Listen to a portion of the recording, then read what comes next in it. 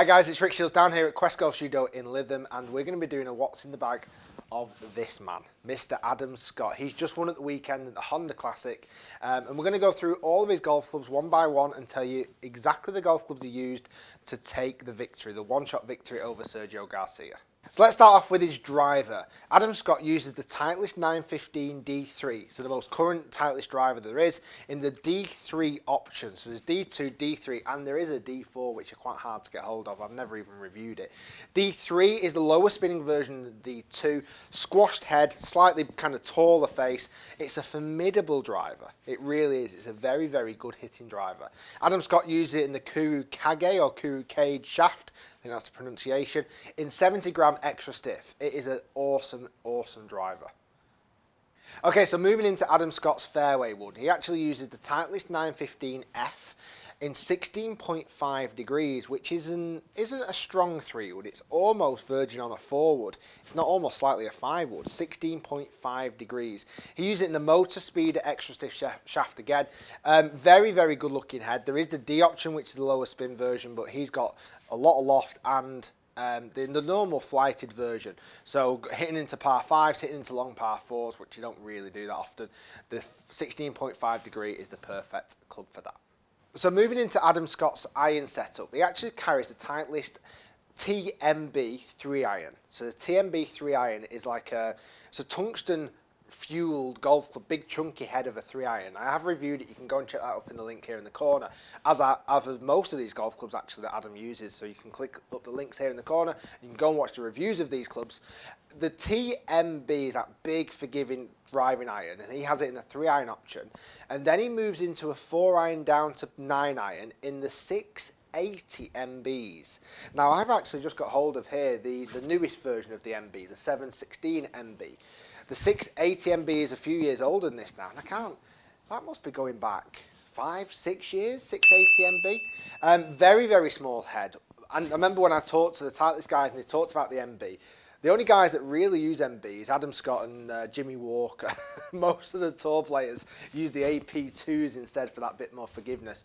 The MBs are very, very small bladed clubs. When you hit it out the middle, they feel sensational. When you miss middle, they feel shocking. Go and check out my review. I think I sum up that quite nicely in there, in the review of that. Because on a cold day like today, you wouldn't want to thin the MBs, that's for sure. Okay, so moving into Adam Scott's wedges, he uses the Titleist Vokey SM6s, which are the clubs I've just reviewed last week, and I'm actually using in my set at the moment. He's got it in 48, which I believe is bent to 49 degrees for his pitching wedge, 54 and 60. Different grind settings are all linked here below. Great looking clubs. I think they're one of the best Vokey wedges that I've certainly used for a long time. If you want to see the review again, check it out in the corner here, how it spins and how it reacts. But Adam Scott is quite kind of renowned for being the most beautiful golf swinger in the world, really. He has got an amazing golf swing, very, very much compared to Tiger Woods in their heyday, or Tiger's heyday. And the Titleist Vokey wedges, it gives him a short game that matches his presence off the tee and into greens. His short game is phenomenal chipping. Even last week when it was, I'm trying to think where they were playing now, last week when he chipped in on the last hole to almost force Bubba into a playoff, but Bubba held strong and managed to take the victory there. But we're going to go into the most important club next, which is his putter, because that's where he's had a massive change. Okay, so moving into Adam Scott's putter. Now, this is quite a big talking point, because Adam Scott was renowned for using the long putter, anchoring it into his chest, and he had tremendous success with that, winning majors, narrowly missing out on the Open just at Royal Lytham, just up the road from here. Very, very close to winning that, but he won the Masters with using the anchored putter. Now, obviously, the ban has come in now for the anchored putter, and he's had to revert back to a shorter one. Some players have decided to not anchor it in the chest and separate it out. Adam Scott went, no, I'm going to go back to a conventional length putter. He had won previously with conventional length putters, but had his main success with long putters and anchored. Now he's moved to a Scotty Cameron, and this is a prototype. It's a Rev X10 Experimental, which is quite an unusual looking putter. It's got these kind of two, what do you call them, almost like weight ports at the back of the putter head to help stabilise the head. And it's interesting the conversations that's been had around Adam Scott and his putting. Could he win with a conventional length putter? The answer is Yes, he can. He can win with conventional length putter.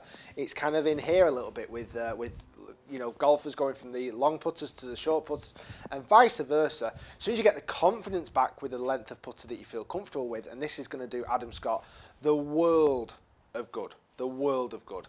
He will then be off and away, and I think he's going to have a tremendous season. Playing the golf that he's been playing, bulking up like he has done, swinging it so amazingly well, he's going to have an awesome year. So moving into the golf ball, and this has had tremendous success already this year, it's the Titleist Pro V1. So he's won with the Pro V1, and also just to mention that Scotty Cameron he's done so well this year. Had so many mentions in these winning golf bag videos that it's almost scary. I think the only putter that's not been won with it is is Bubba last week when he was using the ping. And I don't think Louis Oosthuizen, who have got an also winning what's in the bag video coming today, I don't think he uses one either.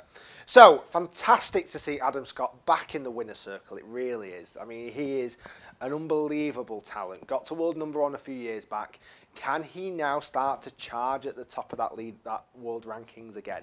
Majors coming up only 5 weeks away from the Masters, and it's going to be an exciting Masters this year. Some players already hitting top form, and some of the top form players not quite hitting top form.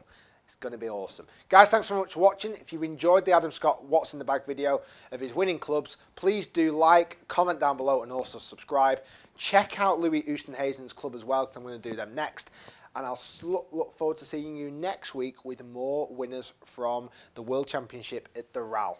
It's going to be an interesting one. Guys, thanks for watching. Well done again, Mr. Adam Scott. And we'll look forward to seeing you all next time with more club reviews, course vlogs, and much more. Thanks for watching. We'll see you next time.